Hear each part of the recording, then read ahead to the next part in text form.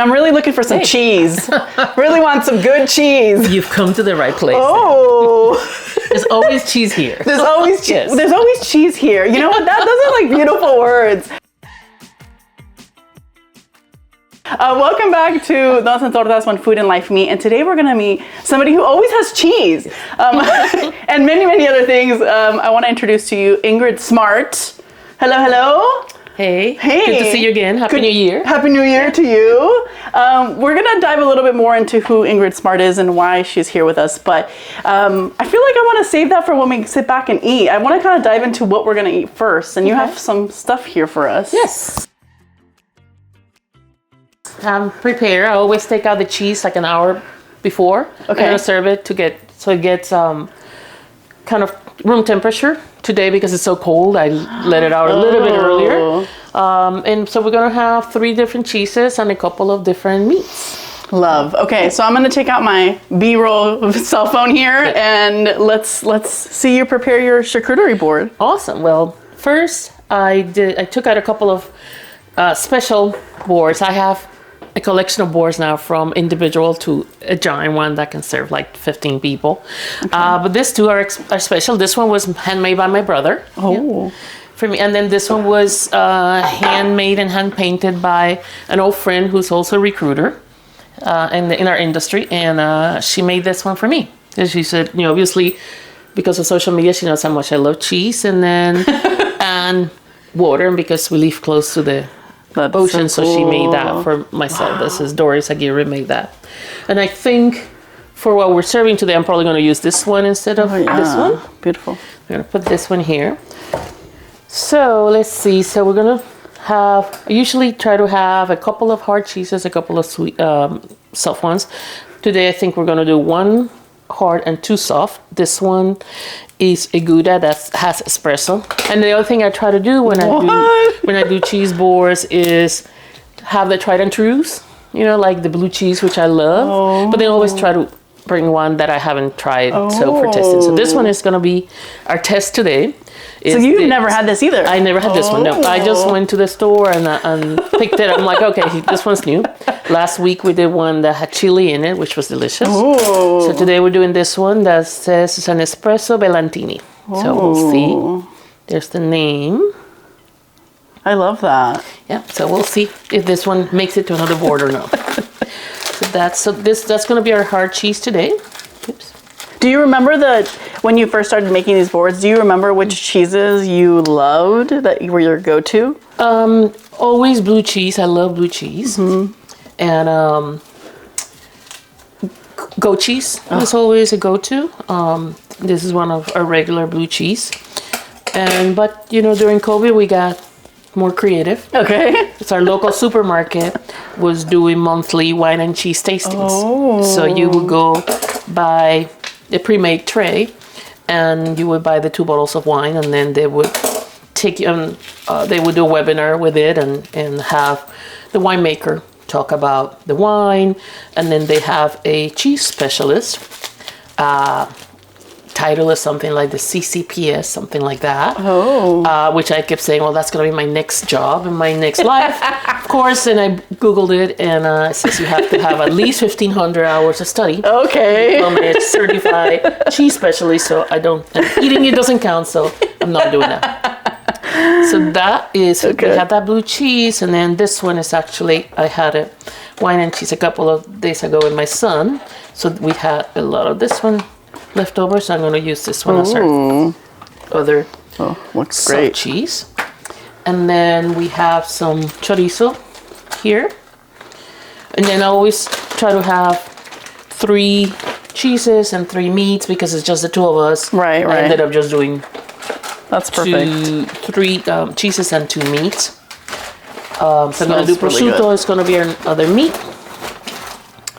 Yeah, some freshly cut prosciutto. Wow. Doesn't look very pretty, but it's delicious. They didn't cut it very nicely this time. Gonna put it like this. I recently discovered by one of our guests that you can get cheese paper. Yes. Do you use that? I use that. I was like, I knew you had this. I was gonna tell you. Well, actually, I have this storage bags.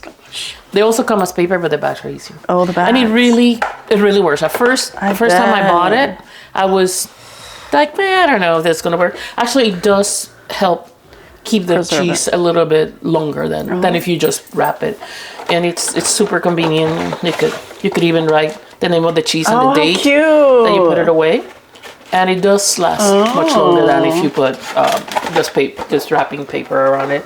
And then I always add for the blue cheese, I always add either a honey or a fig spread. So you get to choose. You want fig spread or you want honey? Fresh honey or fig spread? I'm a spread kind of girl. So let's try the fig spread. That looks good. Chili. Get some fig spread there. Let me get a spoon from here.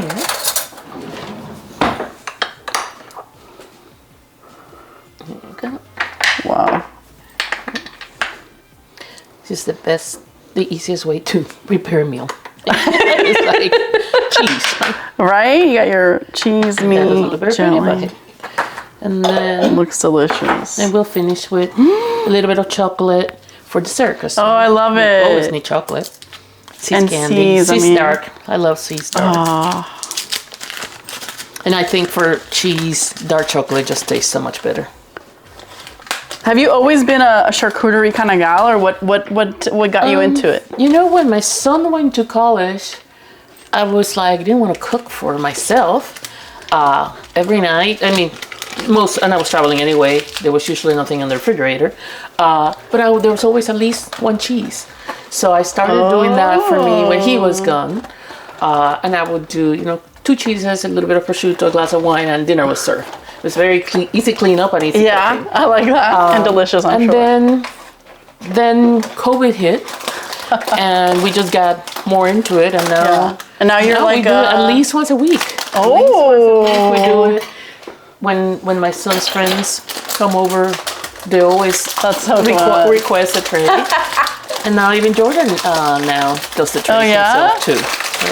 So we're gonna do this. Oh yeah, these crackers. Gotta do the crackers. These are Raincoast Crisp. Ooh, this is my favorite flavor. I love that. It's like fig, so it goes with this too. Oh yeah, with the fig. So we'll do the crack. Sometimes we have more than one cracker type. When I do the big boards, then I have 2 different types of crackers. But for today, again, it's just the 2 of us, so we're gonna do a smaller version. Love. Yeah. Good. Cute. And then we have the. Ooh, yes, that's very important. So we have this one for the soft, that one for the soft. Oh, there's different. Oh. This one, and then we have one hard, so we use this one. Oh, I did. Wow. Yeah. Perfect. And we're ready. Oh my gosh. Okay. There's our tray. Okay, I think we're ready to let's have some of this and let's chit chat. Perfect.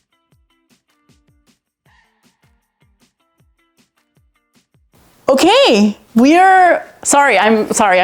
I'm like distracted by this beautiful charcuterie board that you've put together. Where do you go first? Like when you just take a bite of the first cheese that you like. Maybe try the new one. See what it is. I was just gonna say that. I was like, okay, this one, this knife. Yes. Is there? That's the knife for the hard cheese. So do you eat cut it from there? Oh, from here? Yeah. Okay. And this one, I think the rind is hard, so you can just cut it. Yeah. When the rind is thin, I usually eat it, but. Okay. Yeah, let's see. Okay, and then maybe a cracker. Or you can do like I'm gonna try a piece. By itself. I'm like, I go straight to the cracker. Yeah, no, the cracker's perfect too, but Let's see here. It's good. Love it. We'll see if you taste the espresso. Mm-hmm. I don't. Do you? No, but that is yummy. It's very yummy. Oh my God. Mm-hmm. Like, I usually like to eat stuff with crackers unless the cheese is so good that it doesn't need a cracker. For me, that's like my barometer, no sé. And this feels like a cheese I could just eat by itself. Oh, absolutely. I mean, the crackers are perfect. You need them obviously for the soft cheese, but the hard cheese you can eat either way. Oh my God. Delicious. Yeah, it is good. It's delicious. I cannot taste espresso, but yeah. All right, well, why don't do you want to get yourself something? No, I just got a little piece. Okay.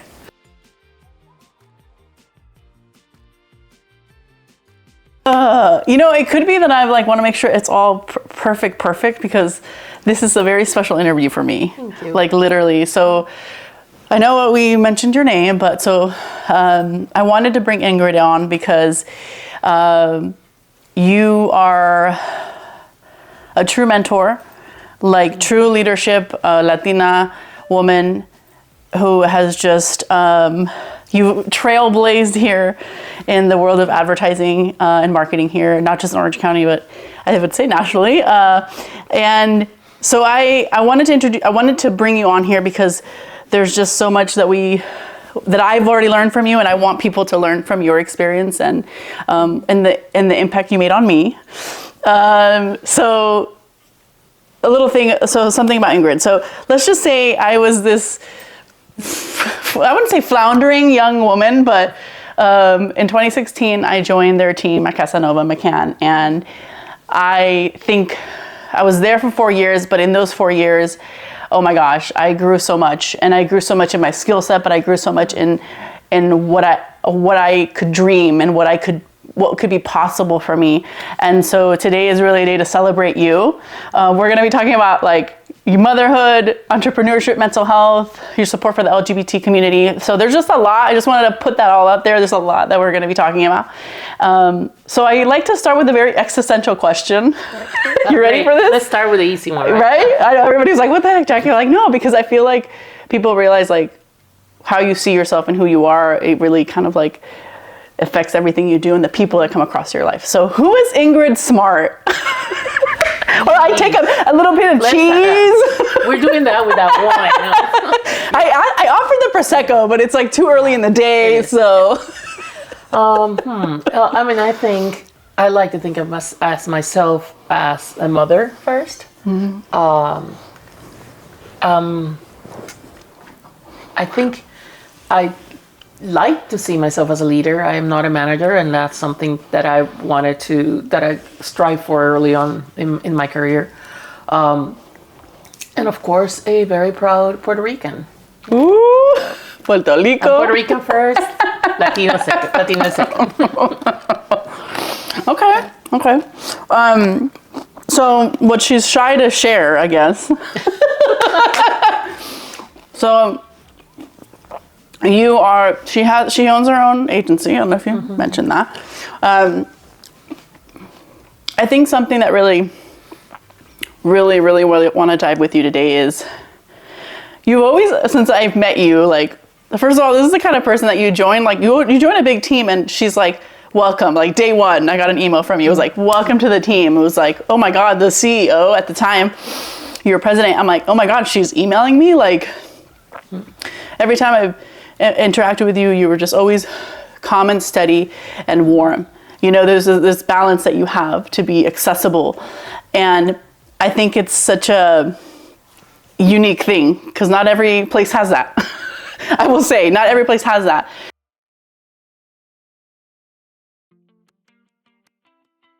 And so for me, I want to understand how you got to that point. How do you, like you said, not manage, but how do you lead a space like that? Can you walk us through some moments that have you think maybe contributed to being the person you are today? I think for me, and I've been doing this for a long time. I think about 40 years now I've been in this business, and I love it. I feel blessed every day to do something that brings me so much joy, and I've worked very hard at it. In this 40 years, I never saw myself as a business owner. That was kind of a serendipitous thing towards the latter part of my career.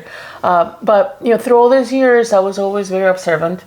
I've always felt that I needed to learn from other people. I didn't think I was the smartest person in the room ever, and I never wanted to be the smartest person in the room. Mm-hmm. I wanted to be surrounded by other smart people and then listen to them. And I'm a better listener than speaker, I guess.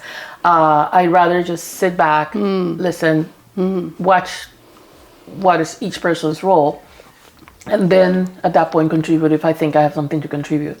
And in doing that, in listening and in paying attention, I was able to learn a lot about leadership style. I used to read a lot of self-improvement books as well. I mean, when I was young, I read a lot of self-improvement and biographies of business people to learn. But I think the best school was doing it and seeing people doing right and seeing people doing it wrong. And I think I probably learned even more from the people that were doing it wrong than from the people that were doing it right. And treating people with respect and realizing, especially in our industry, we don't make chutkeys, right? We don't have a factory. Our inventory is our people. Our product comes from our people. And if we don't respect that or take them for granted, we're not going to be successful. And I saw that, in so many different ways in this 4 decades of my career, that I think that helped me kind of mold into who I am today. I totally see that. I think of the times where I felt very drawn to opportunity because you made it an option. Right. Well, I mean, you were a sponge too, right? It was like you really wanted to learn. You really wanted to learn. You had that passion, and I always said I take attitude over aptitude anytime. And even though you did have the aptitude, I mean, your attitude was so good. Yeah. I always remind people when they're interviewing, like, we can teach them anything they know. They need to know about advertising, but it's very hard, if not impossible, to teach. You have to change your attitude. So if you have the right attitude, I can teach you everything I know. And I think that's the way you were. Yeah. But you do make the opportunity, like you do put it on you have this sort of, you truly have like this belief in people. I do believe that. Yes. And it takes somebody to be like, you know what, let's take a chance. Like,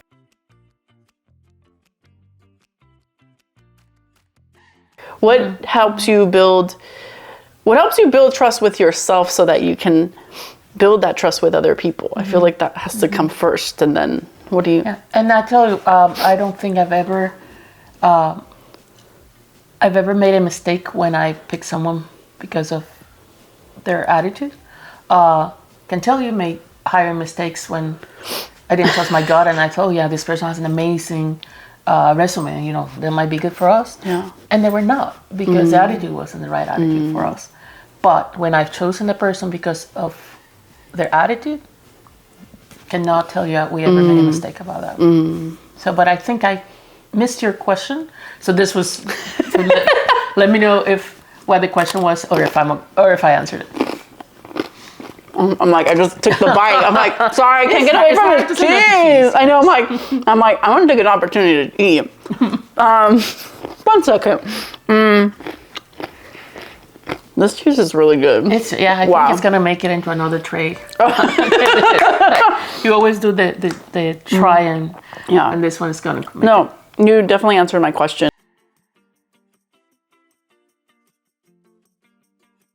Something that I'm curious to see what your advice you have, but I have been working on my confidence. It's not something that it's funny because it's not something that I really thought about until like the work that I've been doing on myself, to be like, there is something where I'm in the process of trying to trust myself more, make decisions better.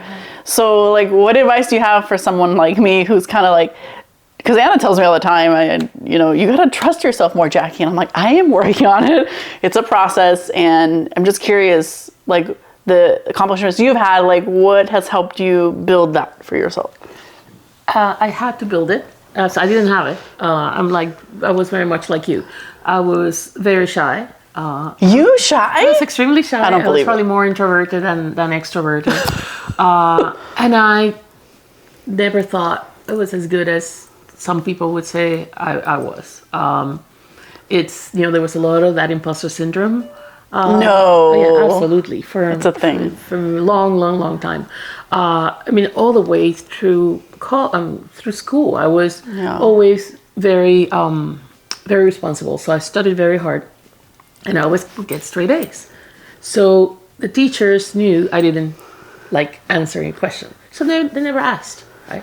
They never asked me to raise my hand. And if I raised my hand, great. If I didn't, they wouldn't even push. But I wouldn't raise my hand because I wasn't sure I knew the answer. And then I would take the test and I would get an A, right?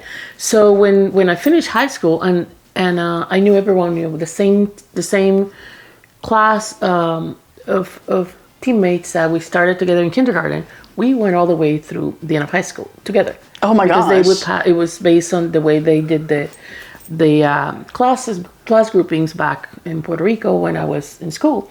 It was based on the grades, so we always got good grades. So they basically put us all together. So I didn't really have to make an effort to meet people because I knew these people since I was kindergarten. So when I was about to go to college, I thought, oh my God, I'm gonna get lost. I'm gonna get blown away because I won't know anyone, and I don't know how to meet new people. So I thought, I needed to work on that shyness, and somehow I came up with the idea that if I took a modeling class, that would basically take me totally out of my comfort zone. That would help.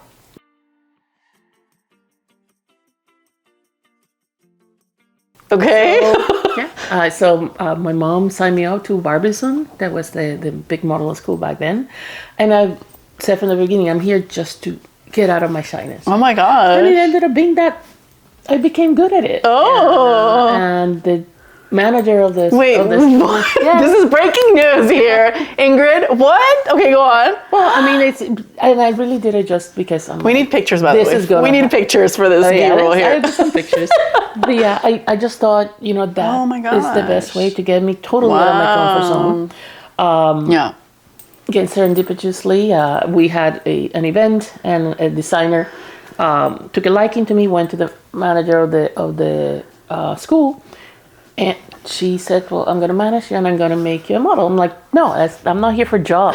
I got to go to college, and in a few months, I just want to be able to be less shy and to be sure what I'm doing. And she's like, yeah, we'll work on that. Sure. So I ended up modeling for probably 8 years. What? I'm sorry, this is like so new for me. And it helped, it's like when you're standing on a runway. The good thing is, it's like you can't see standing on a runway. You can feel all these people, but you really cannot see them as well. So, but it gave me a chance to feel like, hey, you can do this. And little by little, I felt more confident. I'm like, okay, geez, if I can do this, I probably can do all this stuff. And then I got, I finished school. I finished college and went into advertising, and I think that helped me a lot. Wow. But then also, at the beginning of my advertising career, I grew fast, but because we were a very small team, I always said, it's because they didn't have any other choice. So that's why they put me in front of this. I had an amazing mentors there. My president of the agency, the creative director, were just amazing mentors.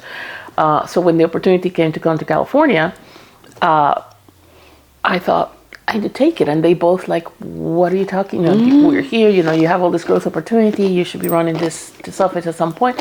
I'm like, no, I need to see that I can do this without the two of you.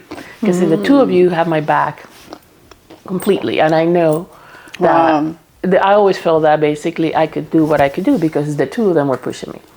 And we're always behind, kind of like if I fall, I knew someone was going to pick me up. And I'll say, well, now I need to do this again and push myself out of my comfort zone.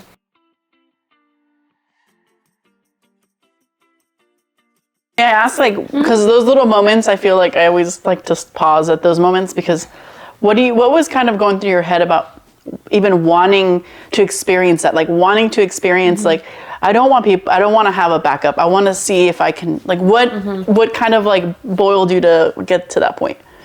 I don't know if I can pinpoint it. I mean, I know I wanted to know for myself that I could do it, because I was like, well, I mean, yeah, I'm doing it because of the two of them, right? Because I had amazing creative that was giving me great ideas, so I didn't feel that I was doing much selling. I'm like, well, it's easy to sell this, right? And my boss, my very first presentation, he spent a weekend coaching me on how to present in front of a client. So I'm like, guys, I want to know that I can do this without the two of you. And I'll come back in a year or two. I also was living with my parents, and I was in my late 20s. I'm like, oh, I need to see if I can live by myself. So I left Puerto Rico and took a job here, and never left. And the rest is history. Wow. So I guess pushing yourself out of your comfort zone would be my piece of advice to you. Yeah. And I think you're doing it with this too. Right? Yeah, I mean, what comes to mind is like this idea of like you took chances. Like you took chances on yourself. You took chances on.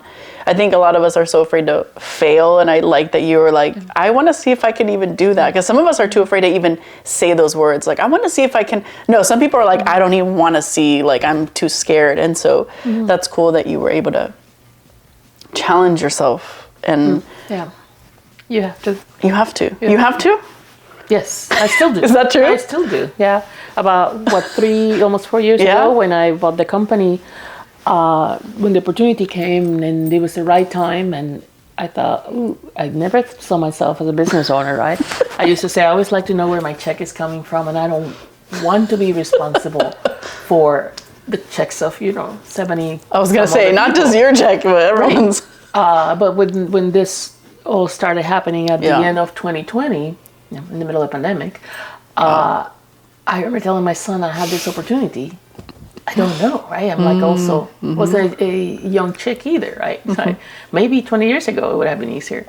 And he goes, Mom, you go for it. If someone can do it, you can. So I still needed, Jordan. at this time in my career, this time in my life, I still needed someone reassurance, so it's like, and I thought, well, yeah, what do I have to lose? And it's just been a fascinating experience.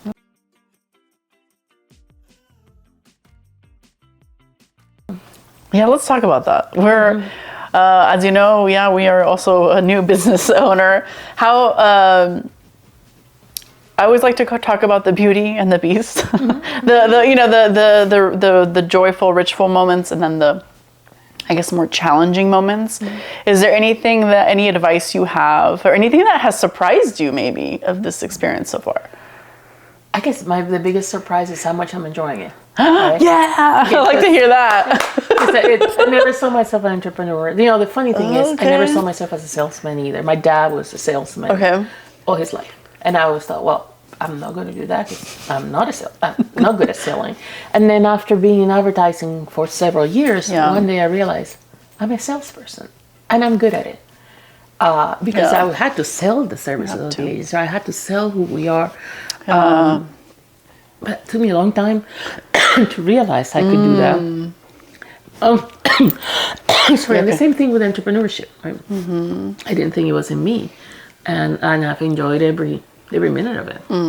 I guess the biggest, so that's the biggest surprise, the biggest beauty is that we can do the things that are good for us first. For our people, for clients, not necessarily for shareholders.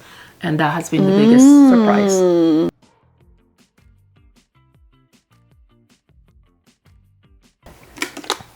We have waters now. We have waters. Okay, good. You were saying that what surprised you the most was how much you've enjoyed it. So what have been on the flip side? What has been challenging?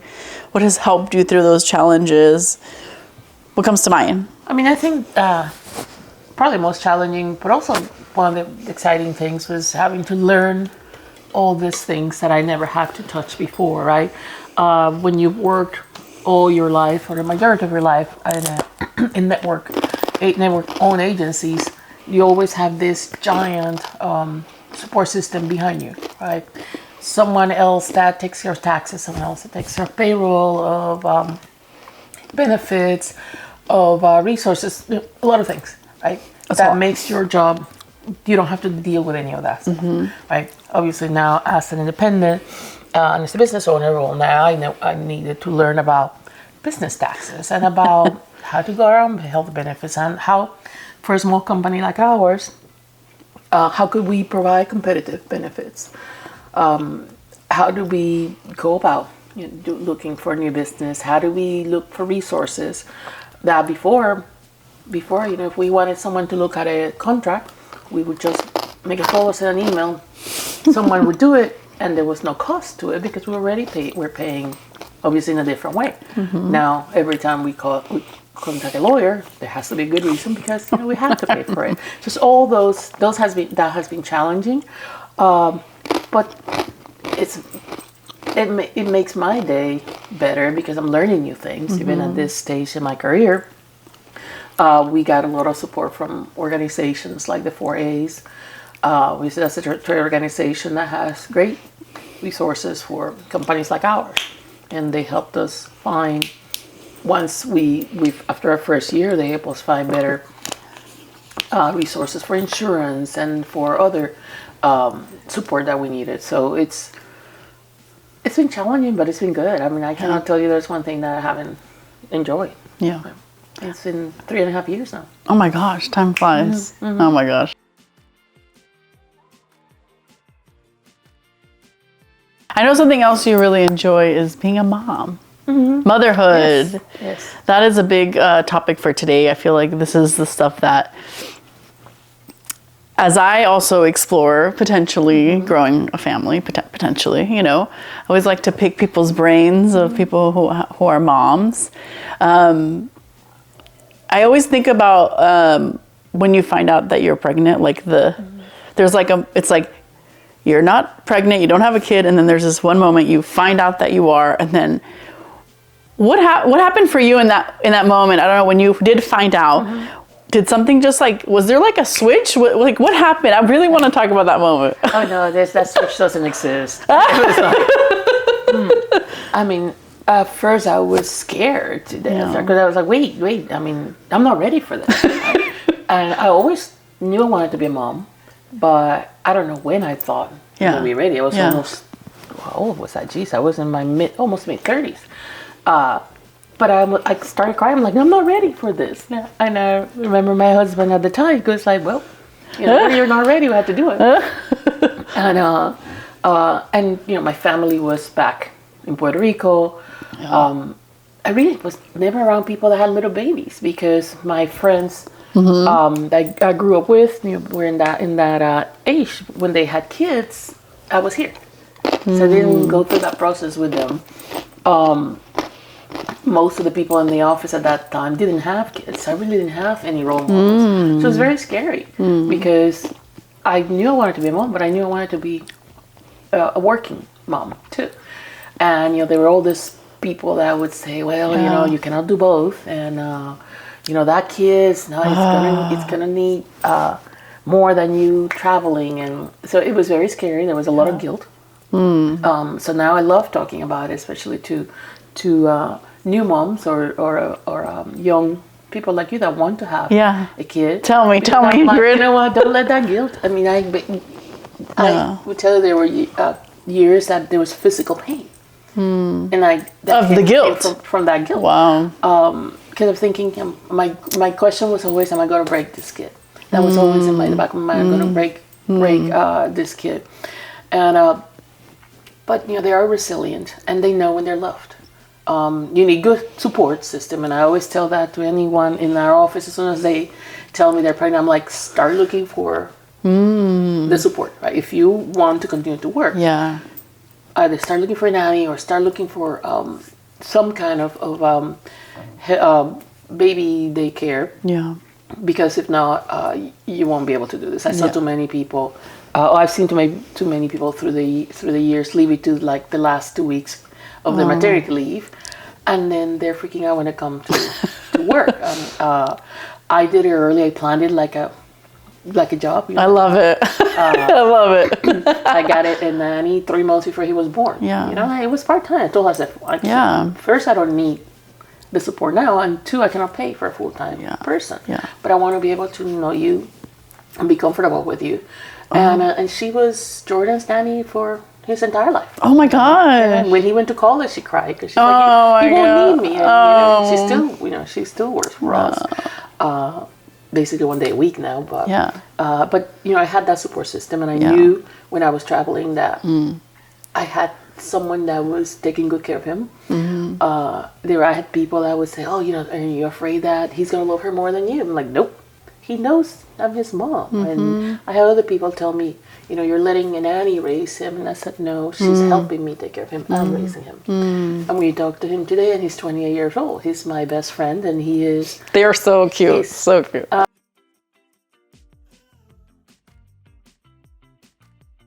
The guilt is probably the biggest thing that no one talked to me about. I think, and people are very...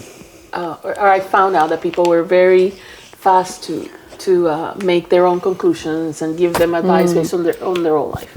And that life was different than my life. So my advice to any young mother now or mother to be is trust yourself, because I always would tell him, even when he couldn't understand, I would tell him, your mommy is a better mommy because she works. I'm a happier mom because I work, right? And it's paid off, right? I travel all the time. Like back then, I was traveling almost every other week. When he was 3 months, I had to move to Detroit to help our network save an account. And initially, I was going to take him with me. I couldn't find the health care that I needed there. So then I told my boss, the only way I can do this is, if I come home every weekend. So every Sunday evening, I would fly out to Detroit, and every Friday evening, I would come back here. But he was 3 months, so he slept most of the time anyway. Yeah. And my nanny was there the entire time. Mm-hmm. So it worked out fine. I mean, I was lonely and again guilty as heck when I was over there. And I remember one time we were, I think I had been out for a month or a couple of weeks, and we came back and we had a gift certificate for a picture for him with a professional photographer. Mm-hmm. So I went to the picture, and he was fussy. He didn't want to stay. And the photographer said, "Mom, you stand behind me and talk to him."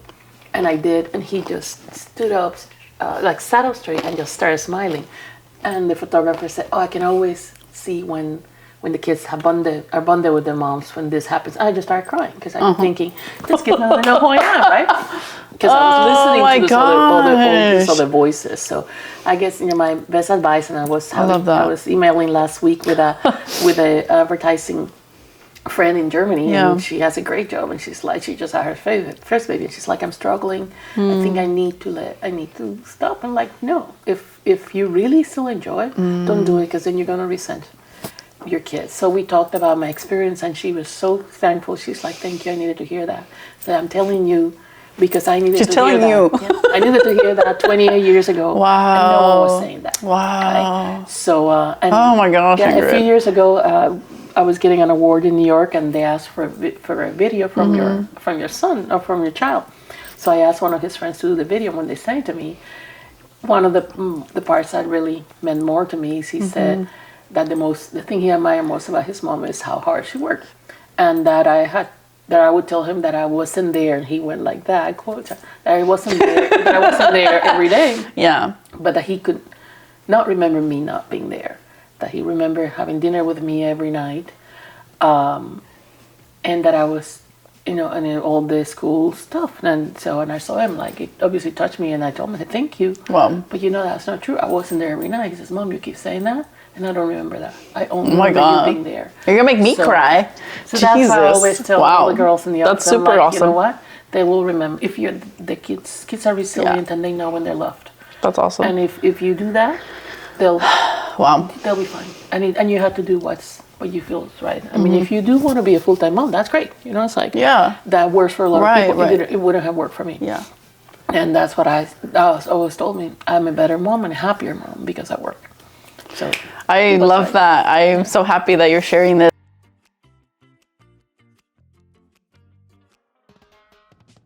I think our generation just feels that you talk about that guilt. It's like, you didn't hear it, and then now it's like so hyper in your face of like, you may feel this, and so it's so hard when you are. I feel that I'm a driven person. Is like for women out there, Latinas, like we are driven, and then there's this idea of like we also want to have the gift of child, being a mother, and there's this sort of so. I love that you're sharing this. It gives me hope. Good. Your story with Jordan, it makes me think of like I think this applies to any part of your life, and I think you do it. But it's like it's almost like it's not like when you show up; it's like how you show up that really matters. And I think you definitely made that lasting impression on Jordan. Yeah, and and obviously he made me a better professional because it gave me more patience. Right? It helped me prioritize. Those were things that I really didn't know beforehand to me. Before it's like, this thing is due this day and there's no way in hell that we can change that. And then I realized, well, there's certain things that can be moved around. Right. People will understand. The clients are human too. 99.9% of them will understand when you tell them, Right. hey, I need to move the deadline because of this. You need to let them know in advance. Right.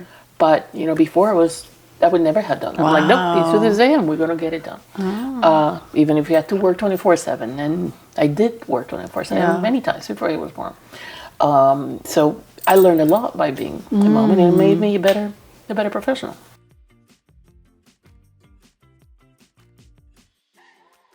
Well, how else did you change outside professionally, like personally, when you became a mom? What it comes to mind that you're like, oh, I don't think before Jordan I would have. Anything come to mind, like in terms of like interests or just habits or things, the way you saw the world? I don't know. I mean, I always thought I was going to be a girl mom because I was I was always into shoes and makeup and all that stuff. So when I found she's very much into shoes, everybody. True. May or may not have a. And I remember when you had the ultrasound and the doctor said it's a boy, I was like, oh, that's awesome, but I don't know, I think it's a boy. And the clothes are not that cute. It was like, and again, it's just like, you learn it. And I learned to get into the things he liked.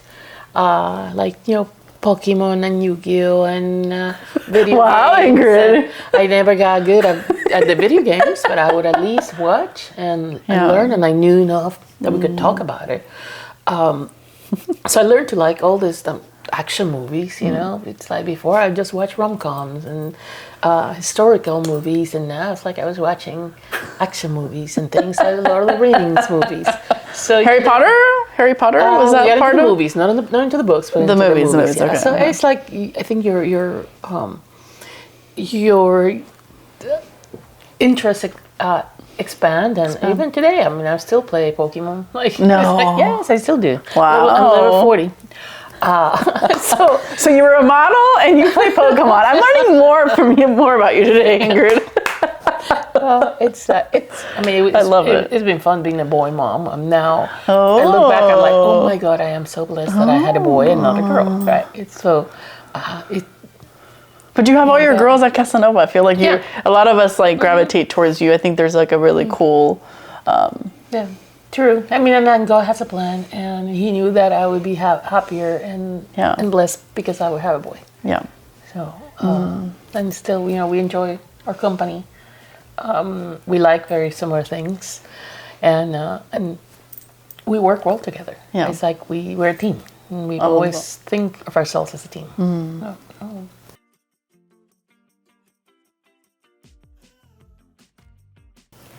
Okay, so another part of, the list of the many things I really admire about you, but let's go through it.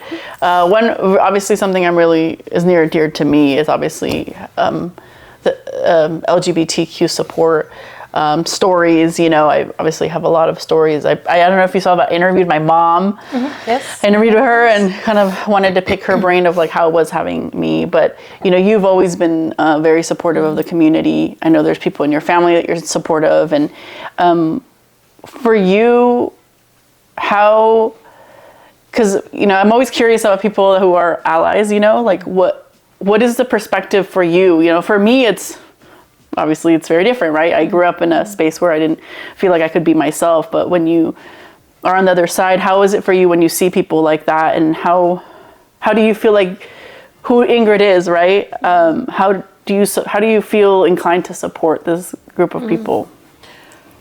I think it's the Christian in me, right? I believe that God made us all. He loves us all the same way, and He doesn't make a mistake. So, and I know, many people use their religion, to speak up against LGBTQ and other things. But I think it's just they're hiding behind that because I believe again, God made us all, and He made us all the same. He loves us all the same, and He doesn't make a mistake. So I always feel it's almost like my responsibility to show other people, you know what? Christians are not bad. It's like we love you the same way. Yeah. And I've always been surrounded. different times, either friends or family or coworkers, by people from the LGBTQ community that may or may not have had the support they needed. I lived, removed, but I lived through the AIDS epidemic time. Yeah. Right? How was that for you? I think I was a little too young still. Okay. But that, just seeing that and how it happened, I think it to me, it's like, if I ever get the opportunity, I want to be there for that person. I don't want anyone to die thinking they were not loved. Right?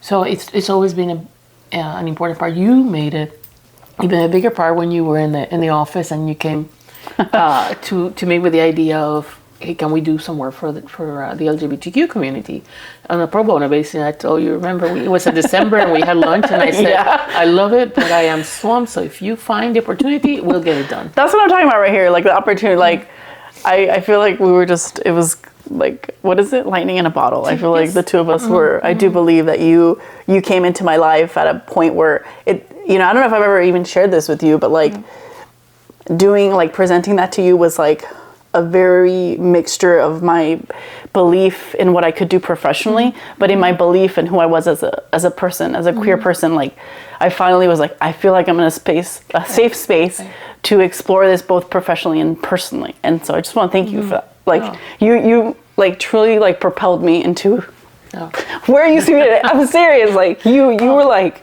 you really did. I mean, thank you. It was very fulfilling to me to see that you felt seen enough, right? That you could come and do it. And I still tell the story because you were the first one. That was when we started the U Rock Award. And you were the first one to get one. And back then, I think, and the way we started this thing, obviously, but for the people that are watching this, I was just looking for a very small token of appreciation for people going above and beyond their work. It was just kind of like a type of a presidential award, right? But do it on a regular basis, on a monthly basis. And back then, when we started, the award was you had a gift card basically for lunch with anyone. It could be your partner, it could be someone from the office, and you said, "No, I want to have lunch with you." And I was like, "No, it's okay. You can use that to go have." And you're like, "No, I want to do this." And I said, "Okay." So we did it, and you came up with that idea. And initially, I told us, really, it's not to talk about work. It's just to say thank you. And you said, "Well, I want to have this inquietud, no?" And I told you, just go find. If you find it, and by the time we came back from the holidays, you had already reached out to the OC, the Orange County LGBTQ Center. Yeah. And you got us in touch with Peg Corley, the director of that. And it's been, 5 years? That was in 2019. Oh my God. So it's been almost 5 years. It's been 5 years. And we're still, I'm still in contact with Peg, and we were so happy to be able to do that effort, the Proud Holidays effort. Yeah. They're still doing it, even though we're not involved anymore with it. They still do it every holiday because they love the concept. Yeah. And that all came from your desire to be seen, and it was really cool for me to see that. Hey, sometimes you don't know if the things that you're trying to do are hitting the mark, and you show me like, it's okay, keep doing that. Keep giving people the room to express themselves, because it is appreciated. Thank you.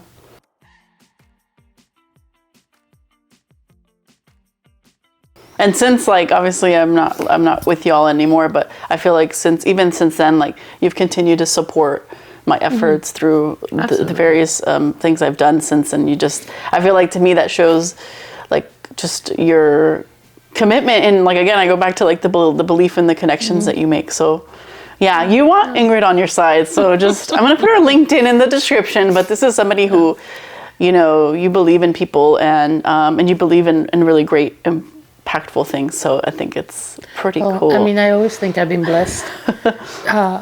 Blessed to do what I do, like to have had a very challenging and rewarding career, and one of the people to experience the same thing. That's why I spend a lot of time also involved in colleges, it's because hey, you know what? I just want to make sure people have this opportunity to. Yes. And there's enough business out there for all of us. So. You're paving the way for sure. And you're paving the way to good cheese too, by the way. I'm like gonna go crazy about this.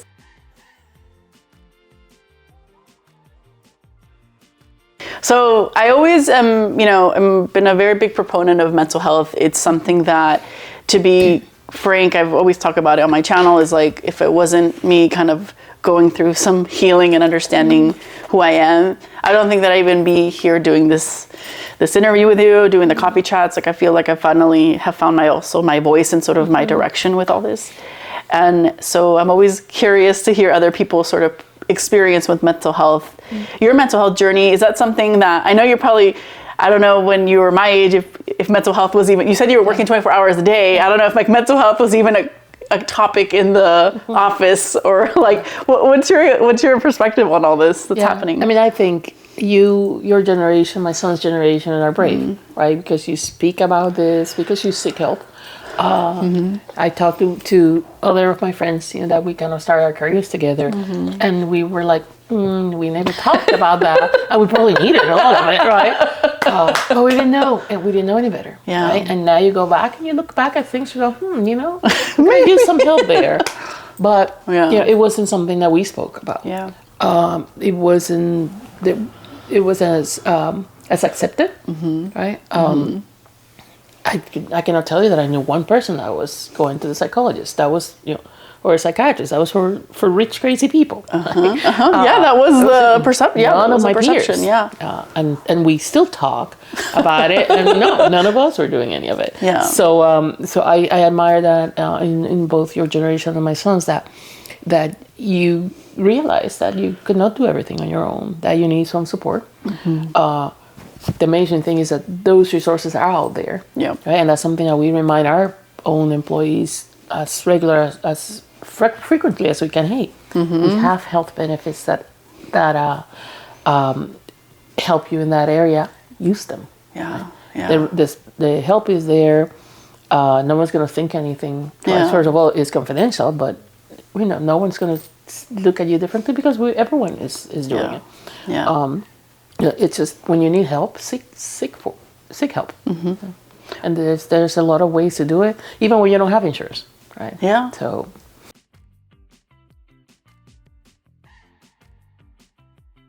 What do you, looking back, what do you think were ways of, because I always think, when people think therapy, they're like, it means like the therapist and this, but like therapy, as we've discussed with many people that we've interviewed, is like, it looks different for everyone. Like therapy doesn't mean that. It could mean journaling. It could mean like certain habits or practices, breathing, things that help you kind of center yourself. What do you do any of these? Have you in the past? Like what is, listen, mine was clearly shopping therapy. That's what you wanted to say. Did we catch that? Say it again. Mine was shopping therapy. It's therapy, right? Yeah, I mean, I would go buy a pair of shoes, and that made me feel better.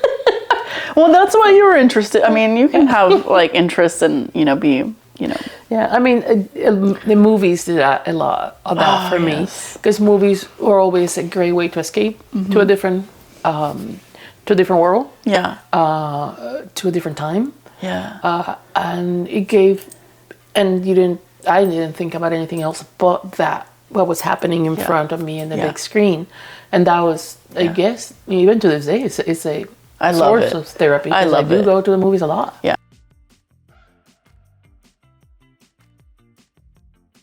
So I want to say something real quick about you using the word escape. So I think some people may think, escape, like you don't want to face your stuff. And I think that people don't underestimate movies, because movies it's art, and art helps you process things. Like, yes, you're taken to another world, another space, but when you actually see this other world, we all kind of see ourselves in some way, or we're affected by what we're seeing. It gives us hope, or maybe it gives us perspective. But like that for me, when I do escape, when I go to these movies, like for me, it's like it's going to be okay. I don't know. There's a sort of sense of like, hey, it's going to be okay. Like you're going to be inspired again.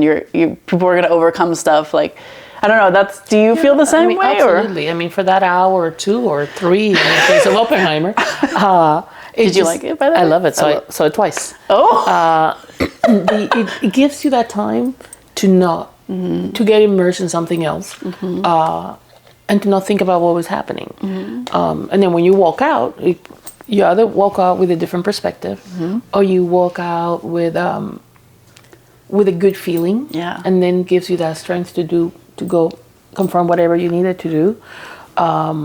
I mean, I think movies are magical, and they do help you learn. You know, and there's sometimes I say I want to go be entertained. I don't want to be learned, so I can go see some dumb movie, right? That will just make me laugh. Or in the case of Oppenheimer, you know, I walked out. I'm like, I want to learn even more about that area, and I went and bought books. I Googled, and sometimes like this Christmas with the boys in the boat. It was like it was a nice. I never boost. saw that one. It's great. It's a true story, and about this rowing team from the U.S. from the 30s that goes to the Olympics. But it was like it's just a rags to riches kind of idea. Yeah. But I walked out of there. It was hard to watch at some point because it was a very hard time. War. There was recession. But I walked out positive and with hope, and so it's just. That's part of my therapy. It's going to movies, and it always has been. I love that.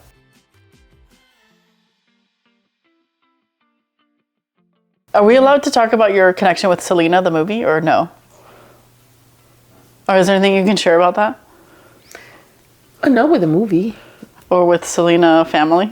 Oh, are you okay? Are you comfortable? Or I think I mean, many years ago. Gosh, yes, it had to be. Well, obviously, it was before she died, and I think she's been dead for 25 years. Yeah. But we had a group of clients that were interested in doing a commercial with her. But they had been quoted a big number because she wasn't Selena yet, but she was like very, very close to being that. Yeah. And they were telling us, and I said, well, you know, let us explore it. I thought it was the right celebrity fit, and I don't know how I started making calls and found out her dad was her manager. So somehow I got connected to him, and I called him and said I want to come out. She talked to Abraham. Everybody, sorry, I'm like fangirling here. Okay, I talked to Abraham Quintanilla, and I called him and said I'm going to come out, and I want to meet you in person. I don't want to talk about on the phone. And because I thought, you know, maybe that way, because I knew we didn't have the money that they were asking for. Right. So he said, fine, yeah. So he gave me a date, and I flew out, and he took me to lunch, and, you know, we talked. And by the end of the afternoon, we kind of had a deal. We hadn't signed anything, obviously, but he said, you know what, how much do you have? And I told him, I said, I'm even embarrassed with this, how much? He said, I'll do it. And I said, I'll do it because I like the fact that you took us seriously enough and respected my daughter enough to come out. Wow. And he was like, I wish you could meet her. She had just flown to LA. I was going to ask you, like... No, she had just flown to LA to sign her deal, the album that came out, right? Her album, the English one. For the English.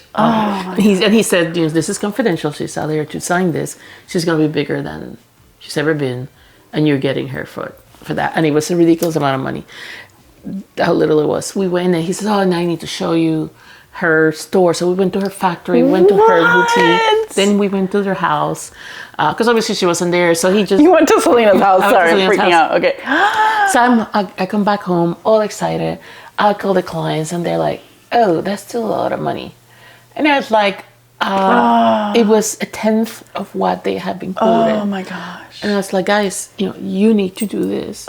She is about to become the biggest thing. They still said no. And then actually they were car dealers. And I had one car dealer that understood. And most of them were not Latino. And they're like, who's Elena? Who's this person? This other guy wasn't, but he was a Texan.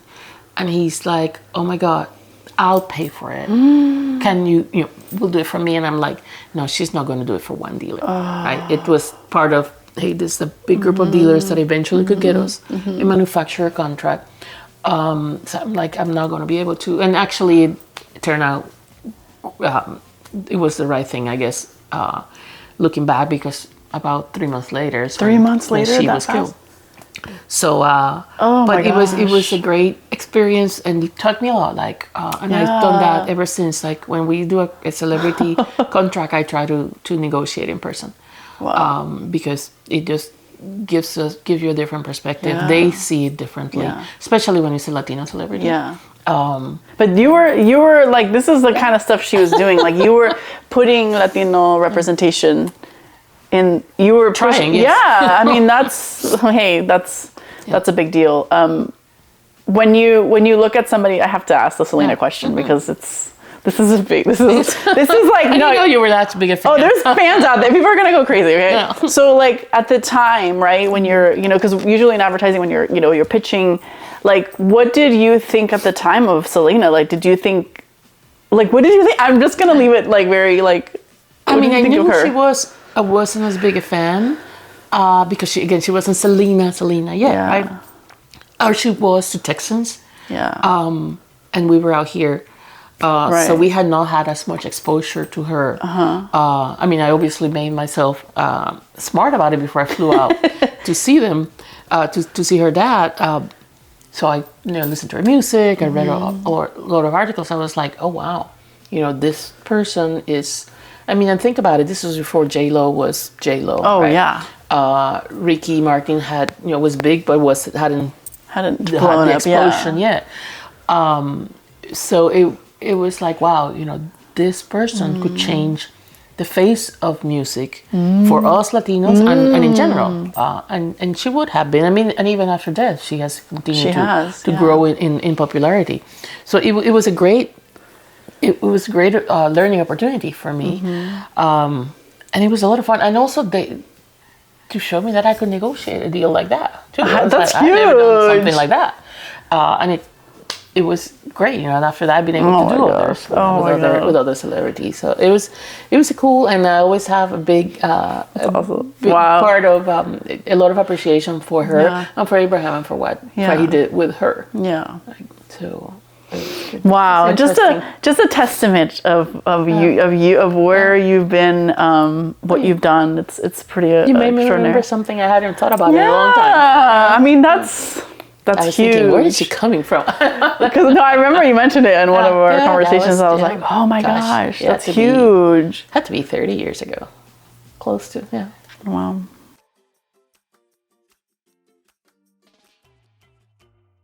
Well, this has been delicious, by the way. I've been like snacking. I don't know if you've noticed. I've been like, cheese. I'm going to be delicious. Thank you so much for hosting this. Thank you so much for opening your home and these little tidbits that I think are very fundamental to who you are. And I think a lot of people hopefully will be very inspired and, I appreciate it, and I feel blessed, and I want to share that. And having you part of the team was a blessing. I mean, you were always so willing to learn and to take on responsibilities, and that's the kind of people I want to be surrounded with. I don't want to be surrounded by this big egos or this big talent is amazing, but it doesn't give you the right to be an a-hole, right? I'd rather be I want to be surrounded by people that are talented, that are professional, and that care about what they do, and that they're passionate about what they do, because it's very easy to get a 9-to-5. It's easy to have a 9-to-5 job with a salary and then go home and not feel fulfilled, that's because you want a job, right? If you want a career, I still believe you have to go above and beyond, even in this post-COVID times, right? And we see it in our young employees that we hired during COVID, the young kids that just graduated from college. I see how we need to work harder to help them, because they don't have the opportunity of mentorship that we all did. Right? The opportunity to walk around a hallway and ask a question. Now they're sitting in their living rooms, oh, should I don't know how to do this. Who do I ask? So we're working hard to do that, because hey, we need to set up the industry for success for the future. We're okay. What's going to happen in a few years now? So I think that's our responsibility to give back to the industry that allowed me to have the life that I have. Innovative, and that is a secret sauce, is the connections, is the people, and mentoring and growing alongside them. It's really important. I always tell people, like, if you're a Casanova and you're like passionate, like this, you make options, you make opportunities available. So I think that's... No, I mean, I think what our role is to open that door. Yeah. Right. And it's after that, you need to grab everything. We'll do the training that we need to. Yeah. The mentorship, like every Thursday afternoon, we have mentorship. With the new people. We started that after COVID. Oh, nice. With the young people, I said the only rule is no directors allowed. Only, and it's usually the same 4 or 5 people that show up. You hold them tight, those 4 or 5 people. But you know that those are the ones that are going to be... I was going to say, those people stand out probably in a way. Absolutely. You know, we talk about everything from imposter syndrome to how to make friends in this post-COVID era. And we have to do that, but then it's your responsibility, right? To be one of those 5 people that said, oh, there's this available. Yeah. I want to go get it and grab it. And I think that's what helped me in my career too. Even though there was not as much training and as much resources, I always grabbed every opportunity I could, and that's how I was able to keep growing. Yeah, and again, I don't regret any of it. Yeah. I feel like the biggest thing I'm gonna take away from you today is like this idea of like, it's not like when you show up, it's how you show up. You know, how you show up. Your intentions and being really present in whatever you're after. And finding your passion. You know, Joy and I talk about passion, you know, since he was little. It's like, find your passion, because no amount of money will make you be happy. No. In a job that doesn't fulfill you, that doesn't share your values. Right? It's like, nope. And I've seen it with anytime someone has said, hey, here's the pros and cons, what do you think? Like, okay, yes, that's a lot of money, but think about it, all the cons you're telling me. Yeah. But, you know, the money one, and I can just make a list, you know, and 3 months later, 6 months later, a year later, go back and say, you were right, no amount of money can balance, you know, how miserable I am. So find your passion and go after it with everything you have. Yeah. And it's like what you and Anna are doing. So. I was just gonna say, and here I am. Yeah. I mean, as you were saying that, I was like thinking about that. I was like, I mean, I think, but I don't think I do attribute to like, you know, the work that I did before this, right, with you in Casanova, in my career. It's like, I think it's all led me here. I do believe that, like, all those skill sets, all the things that I learned and I went for, like, have, I think, prepared me for now kind of like, okay, let's. Oh, yeah. And that's the right way to look at it, right? Every job I've ever had prepared me better for the next job. And I didn't think I was ready for the next job. Yeah. Never was. Never thought I was ready, but I was ready because I had learned all those things. So it's never wasted time. It's never a mistake, really. It's just, it gives you that bump to what you're going to do next. And the next thing could be something totally different, like what you're doing now. Right? But the important thing is that you feel that you're doing it for yourself, and that you feel fulfilled doing it. If you are, you'll be successful, and more importantly, you'll be happy. And it's, I don't know if you noticed this, but like I started doing these interviews for Donas and Tortas in 2018 when I was at Casanova, and this woman and the team, like, you all supported me. Like, it was like I didn't have to like hide. Like, you supported my dreams, and I was still, you know what I mean? Like, that's what's so wonderful about that. Obviously, I took a little bit of a break because I was always jealous that she didn't invite me to the donut part. The donut part. The donut part. You're like, where are the donuts, Jack? Okay, next time I'll bring a donut. I'll bring a donut. I know. But I felt too scared. I think I felt too close to something I really wanted to do, and I didn't. It was just I had to do some other healing and stuff and work but it all led me here to what. So it's all good. Hey, well, you know, if it doesn't happen now, it wasn't the right time. And that's truly that's the way you need to look at it. Because if not, you know, too many people just carry too much baggage. Carry the baggage of a failure or something that happened, and you have to let all that go and say, hey, that was a learning experience. Maybe it wasn't the best thing, but it was a learning experience. Focus on the future, and that's how you're gonna move forward, and you're doing it. Yeah. So thank you. You're the true embodiment of that. Thank you. Yeah. Thank you. Yeah. So sweet. Thank you. So sweet. Well, thank you. I would cheers with our Prosecco glasses, but with our waters. It's true. Salud. Thank you, Ingrid. Salud. Thank you for inviting me. Thank you. Thank you. Thank you.